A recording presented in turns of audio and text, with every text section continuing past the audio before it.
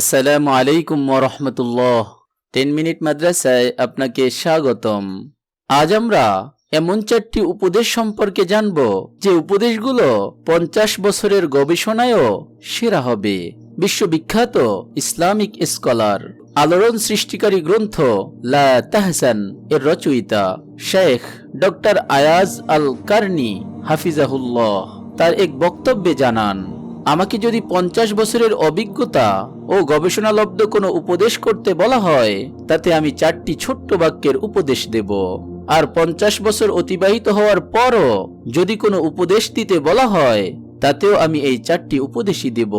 কারণ এই 4টি উপদেশই সারা জীবনের জন্য সমানভাবে প্রযোজ্য, যা পালন করলে মানুষের জন্য কল্যাণ ছাড়া কোনো খারাপি বা অকল্যাণ বয়ে আনবে না।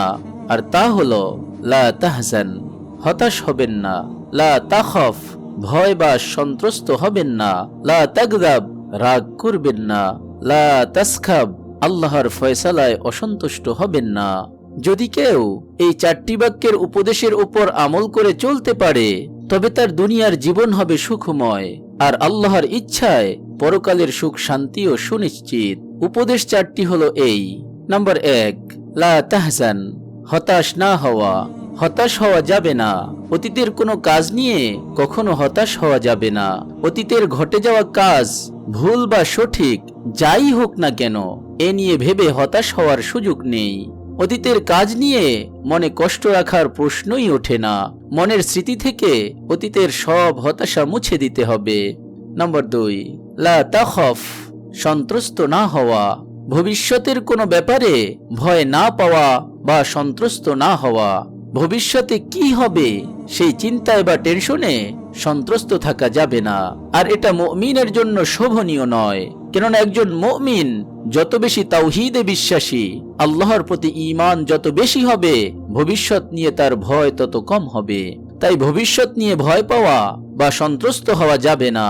ভবিষ্যতের যে কোনো বিষয়ে আল্লাহর প্রতি অগাধ আস্থা এবং গভীর বিশ্বাস রাখতে হবে, এবং ভবিষ্যতের যাবতীয় কাজকে মহান আল্লাহ তাআলার উপর এ মর্মে ছেড়ে দিতে হবে, ন্যস্ত করতে হবে যে আল্লাহ বান্দার অতীত দেখেছেন, সেই আল্লাহ তাআলাই বান্দার ভবিষ্যৎ দেখবেন। যে আল্লাহ অতীতে বান্দাকে বহুবার বিভিন্ন সমস্যা থেকে উত্তরণের পথ বের করে দিয়েছেন, আল্লাহর ইচ্ছায় তিনি বান্দাকে ভবিষ্যতে সমস্যা থেকে উত্তরণের পথ বের করে দিবেন। নম্বর 3, লা তাগদাব, রাগ করা যাবে না। চলমান জীবনে কোনোভাবেই অতিরিক্ত বা নিয়ন্ত্রণহীন রাগ বা গোসা করা যাবে না। রাসূলুল্লাহ সাল্লাল্লাহু আলাইহি ওয়াসাল্লামের কাছে কোনো এক ব্যক্তি উপদেশ চাইলে তিনি তাকে বলেছিলেন, লা তাগদাব, লা তাগদাব, লা তাগদাব, রাগ বা গোসা করো না। এই কথাটি তিনি 3 বার বলেছিলেন। চলতি জীবনের কোনো ক্ষেত্রেই নিয়ন্ত্রণহীন রাগ তথা গোসা করা যাবে না। শেষে প্রিয় নবী সাল্লাল্লাহু আলাইহি ওয়াসাল্লাম বলেছেন, যদি রাগ না করে থাকতে পারো তবে পরকালে জান্নাত পাবে। মনে রাখতে হবে, এ দুনিয়ায় মানুষ যত অশান্তি, যত অনিষ্ট, যত ক্ষতি হয়, যত অপমান অপদস্থ হয়, এর বেশির ক্ষেত্রেই দায়ী হচ্ছে মানুষের অনিয়ন্ত্রিত রাগ বা গোসা। যদি নিয়ন্ত্রণহীন রাগ এড়িয়ে চলা যায়, কিংবা রাগকে নিয়ন্ত্রণ করা যায়, বা রাগ থেকে দূরে থাকা যায়, তবে বহু ক্ষতি, বহু অপমান, বহু অনিষ্টতা থেকে বেঁচে যাবে মানুষ। সুতরাং রাগ নিয়ন্ত্রণ করার চেষ্টা করার বিকল্প নেই। কেননা রাগ মানুষের দুনিয়া ও আখিরাত উভয়টিকে ক্ষতিগ্রস্ত করে তোলে। নম্বর 4, লা তাসখব, আল্লাহর ফয়সালায় অসন্তুষ্ট না হওয়া।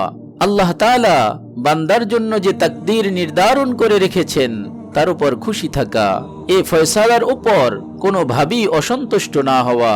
মানুষের এই আস্থা এবং বিশ্বাস রাখা জরুরি যে মানুষ নিজের জন্য যে বিষয়কে ভালো মনে করে, কিংবা নিজের জন্য যেটা নির্ধারণ করে, তার চেয়ে আল্লাহ যা মানুষের জন্য ভালো মনে করেন বা নির্ধারণ করেন, সেটাই উত্তম। মোট কথা, আল্লাহর যাবতীয় ফয়সালায় খুশি থাকা। আল্লাহর দেয়া ফয়সালা বা তাকদীরের ব্যাপারে অসন্তুষ্ট হওয়া যাবে না। সুতরাং মুমিন মুসলমানের উচিত ভিডিওতে বর্ণিত 4টি বাক্যের উপদেশ অনুযায়ী জীবন পরিচালনা করা, আর তাতেই দুনিয়া ও আখিরাতের কল্যাণ লাভে ধন্য হবে মুমিন। আল্লাহ তাআলা মুসলিম উম্মাহকে জীবনের প্রতিটি ক্ষেত্রে, প্রতিটি ধাপে ভিডিওতে বর্ণিত উপদেশগুলো বাস্তবায়ন করার তৌফিক দান করুন। আমিন। আপনি যদি এরকম ভিডিও আরো পেতে চান তাহলে আমাদের এই চ্যানেলটি সাবস্ক্রাইব করে পাশে রাখা বেল আইকনটি অন করে দিন।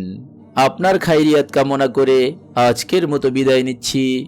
আসসালামু আলাইকুম ওয়া রাহমাতুল্লাহ।